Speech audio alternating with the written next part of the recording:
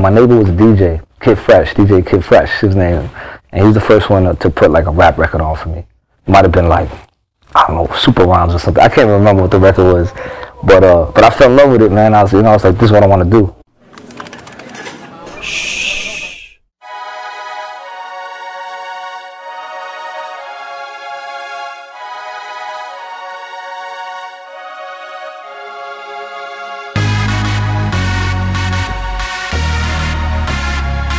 I'm on a journey to find myself.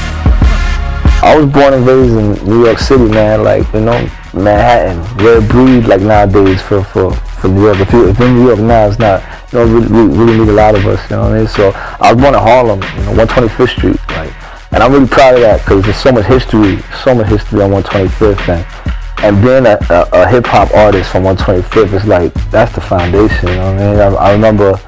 Meeting Rakim, I was like 8 years old or something. I bought a tape, and basically I had seen him in Harlem, and I was with my grandmother. I was like, yo, that's Rakim, and I ran up to him and got an autograph. Like that's one of the illest memories for me on 125th Street. You know, my family's Puerto Rican. I'm from Puerto Rican descent. A lot of people don't know what the fuck I am. I'm like Italian or something. My nose, I don't know. But yeah, I'm Puerto Rican. You know what I mean? I'm proud of that too, and I always rep my Latino heritage. You know, I don't rap in Spanish. It's just not my thing. You know, big up to Puerto Rico and reggaeton, but it's just not me. It was interesting because where I was raised, like in West Harlem, it's like mad people, like blacks, Puerto Ricans, whites, because Columbia University was close by, so it was like, it was always kind of eclectic, you know what I mean? So like, I think that's where I got a lot of different influences from, like, you know what I mean? As far as punk, hip hop and everything else, just being in the city. I used to listen to this underground radio show, DJ Mayhem and Sunset used to host in New York University, WNYU 89.1 FM. And they had this hourly segment where you know, they would let the audience kind of like call up and spit their little raps, you know what I mean? They'd play records, you know, major artists, and it'd be cool for like, you know, people just to give a chance. Yo, you know how to rap? Come on, you know, call up. So I called up and I spit, you know, regular verse that I wrote on my crib on the phone. And it was like, yo, man, who are you? Hold the line, you know what I mean? And so I was like, all right. And next thing you know, man, I was like, you gotta come to the radio station, man. We want you up here. So that's how everything started off. And I basically went to the radio station, and he introduced me to this group that was popping off at the time called Natural Elements. And I was fans of them, you know what I mean? El Swift, Mr. Voodoo, Charlemagne. They were Natural Elements, and they were popping off, and I hooked up with them and started recording with them. And basically that popped me off, you know what I mean? And so I started doing freestyles and touring with them. Next thing you know, we got signed to Tommy Boy Records, like 1999, I want to say.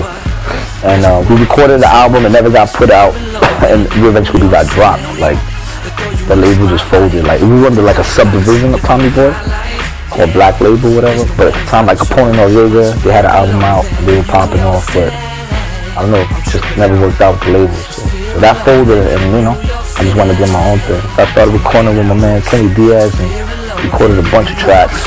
And then I started doing like 2004, I want to say. 2004, 2005, I really started like getting tired of the regular rap, like just regular. I was doing kind of just regular hip hop, but you know, I was experimenting with some different kind of sounds. But eventually, I was like, I want to do something left. Like, this is boring for me, you know what I mean? And so I ended up, I knew this girl who waitressed in the Lower East Side, and she introduced me to this Japanese drummer. And he just had a band. He had this like guitarist and this stand-up bassist, and said, yo, you should come jam with us. Next thing you know, man, we started doing some crazy, like, it became this Japanese meets Puerto Rican, like punk rock rap, rockabilly. You know, I didn't know what it was. I was rapping and they were playing something, and then that started popping up. So like through the mid-2000s, that's what kept me going, like creatively. I started touring with them. We played at CDGB's and like all the you know, Trash Bar in Brooklyn. Like, we started rocking like some punk rock rap. Before I even came here, like I just saw a movie or a documentary. It's called Searching for Sugar Man. I don't know if anybody's seen it or whatever, but it's a dope flick. And basically, it's this dude who put out an album like in 1969, and it flopped. It sold like 6 records in the United States, you know. And then years later, like people found out it was selling like 500,000 records in like South Africa during the apartheid or whatever, and he didn't know. You know, for 40 years went by, And then they did this documentary. They thought he was dead. There was a rumor. Long story short, basically, like, they found dude, you know, and he was like working in construction, like, and little did he know his music touched mad people, like, it was just, and his music is dope, like Elvis out there, you know what I mean? So for me as an artist, like, that really was inspiring, because it's like, as much as I grind and I do my music, it's like, you know, you want to be recognized, but when you don't, it's like frustrating, you know what I mean? It's like, damn, like, because I've been doing music independently, like, you know, I haven't sold any records, I haven't, you know, not on a major label, but like little by little, I feel like, you know what I'm saying, if I reach out to people and they hear what I'm saying, and then I've done like my job or whatever. But as far as musically, like for me, I like to go left, I go off the cuff, you know what I mean? Like my music, I don't think it's for like clubs or like the radio per se,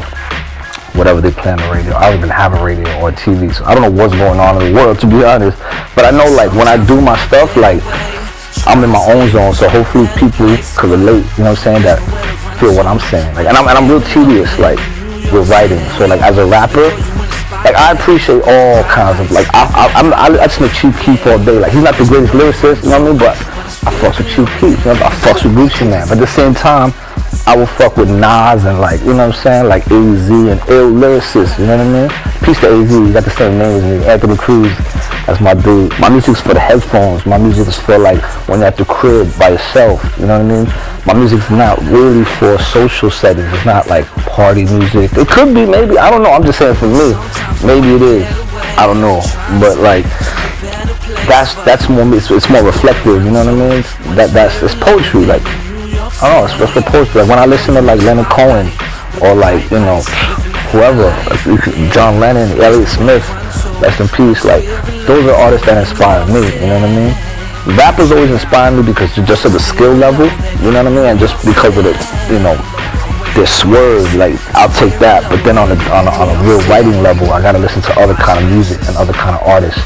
And that's why I feel like my fans who know me and who like listen to my music, they'll be like, or like even know me in person, like how I dress, like I'll rock a cowboy hat, I don't really care, you know what I mean? Like somebody's like, oh, that's funny, whatever, like, you know, I just don't want the regular, like what people are like trained to be. Because I'm so awkward, they call me the Puerto Rican Larry David, because I'm real awkward, like around people, around situations. So fans in general is awkward to me, as much as I love them, you know what I mean? So it's bugged out. But, you know, like Facebook is cool, because like, they'll comment or they'll message me, you know what I mean? And that's peace, man, because like I can interact with them on a level of, you know, like I never really had that when I was growing up with like people that I was a fan of, you know, to be that direct, you know, even if like Twitter got like whatever, 5 million fans, like they're not really directly, but you feel like you are, you know?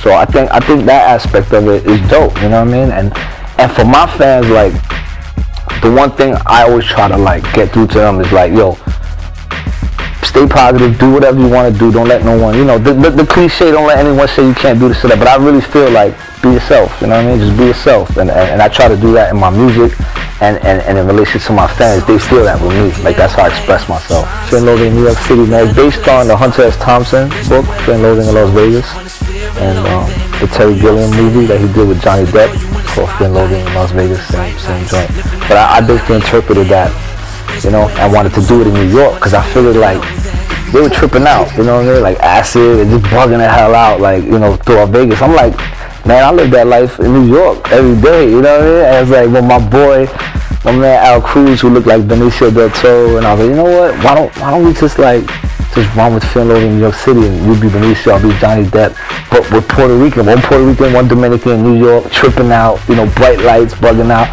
And I had this in my mind already for like, it's been 2 years now, and I've been building up to it. So I've been shooting videos, like I shot 6 videos, I want to say, for it, you know. And I got 22 joints, there's like 22 records on there. And I wanted to shoot a video for every one. It still might happen, I'm not sure yet, but I'm working on it. And yeah, I'm really proud of the project, man. It's like my baby, like, cause it represents me on all levels. There's so many records on there. It's all over the place, but at the same time it's cohesive because it's themed, you know what I mean? The whole album is a theme, and I mention things in songs that tie it all together. So it's not a record that's just like, you know, records here. I literally did each record with the theme in mind. So So I'm proud of it, man, you know. If the fans that really want, you know, take a journey with me, like, they'll just respect if I want to just, like, sing on a record for the whole time, or just say one, maybe the whole record will be one word. It'll just be all music, and I just say one thing, and that'll be the record. Like, not to be weird, just to experiment. You know what I mean? Like, I like artists that experiment like that. You know what I mean? So that's basically if you fuck with that type of mentality and that mind state, and that craft, then you fuck with, you know, Anthony Cruz, the brand, the product. Word.